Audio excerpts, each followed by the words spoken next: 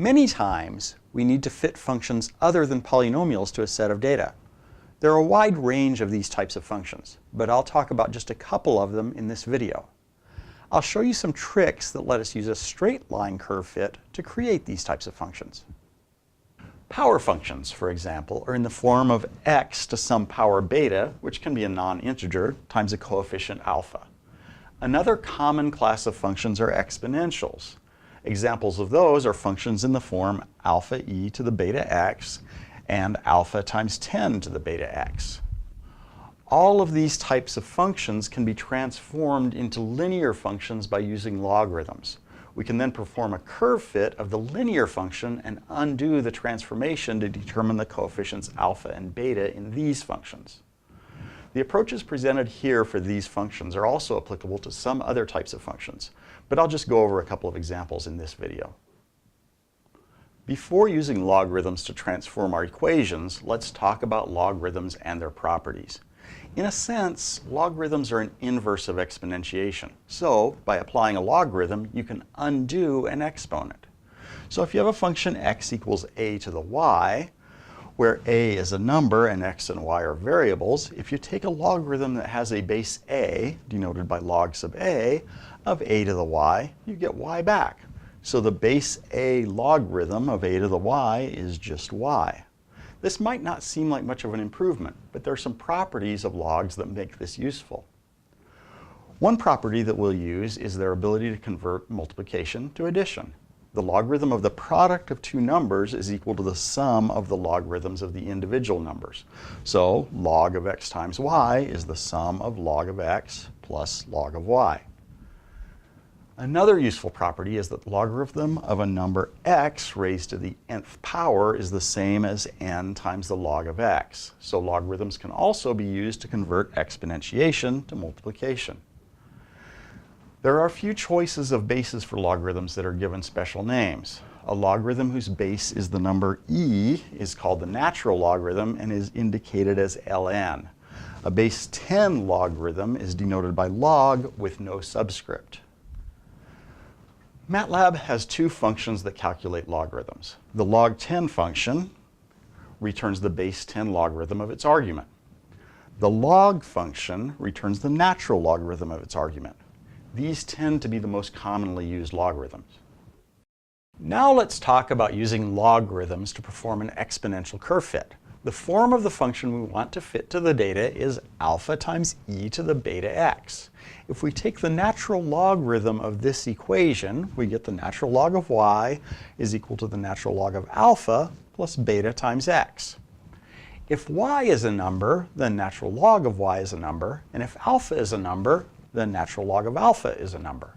So taking the natural log of the exponential function has converted the equation to a straight line of the form y is equal to m times x plus b, except that its vertical axis is now natural log of y, its slope is beta, and the y-intercept is natural log of alpha. We can fit this straight line to our data with the polyfit command. Just send the polyfit function the natural log of the measured y data. It'll return the slope and the y-intercept of the straight line. Beta is the slope of the straight line, so beta is just p of 1. The y-intercept of the straight line curve fit is the natural log of alpha, so alpha is e to the y-intercept.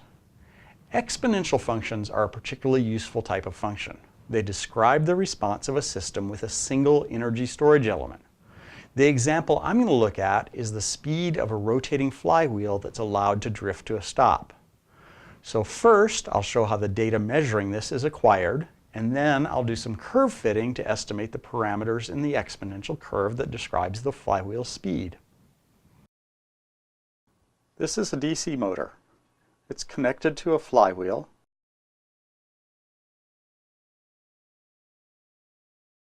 If I apply a constant voltage to the motor, it'll spin the flywheel. This motor has what's called a Hall effect sensor. That provides a voltage which indicates the motor speed. I'm going to measure the motor speed after I turn the power off. A curve fit of that data provides all the important parameters that govern the motor's response.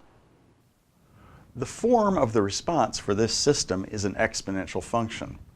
V of t is the flywheel velocity as a function of time after the motor's turned off. When time is 0, the e to the beta t term is 1, so that alpha is just the initial speed of the flywheel after I turn off the motor. The beta term is the inverse of what's called the time constant of this system.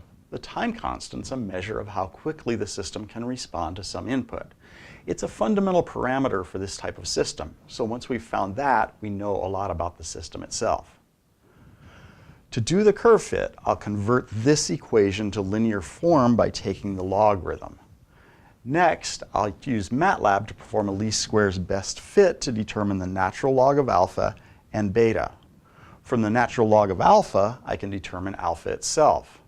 Finally, I'll plug my values for alpha and beta into the original equation and plot that along with the data to be sure it makes sense.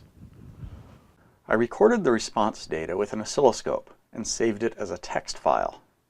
I'll import the data file into MATLAB using the load command.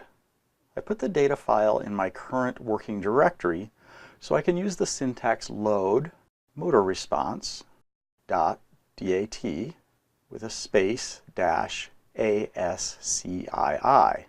The ASCII option tells MATLAB that it'll be importing tab delimited text data. I'll check the size of the data by typing size of motor response. There are 5,000 pairs of time and speed data. Time is in the first column and speed is in the second. For convenience, I'll put the first column of the data file in a variable named t, and the second column, the speed, in a variable named v.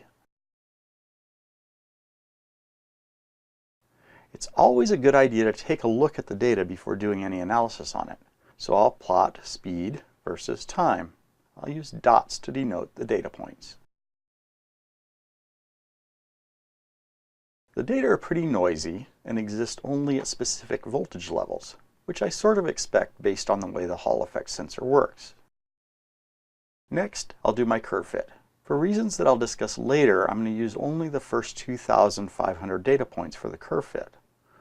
So the first argument to the polyfit command is then t of 1 to 2,500. And the second argument is the log of v of 1 to 2,500. The final argument is 1, since I'm fitting a straight line to the data.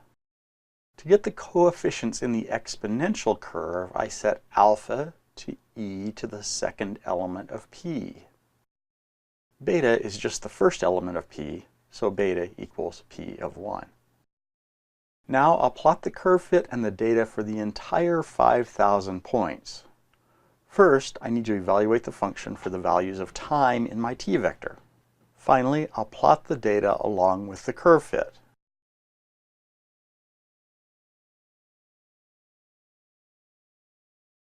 The curve fit looks pretty good compared to the data, especially considering that only the first half of the data were used in the curve fit. Now I'll do the same process but fit a third-order polynomial to the data.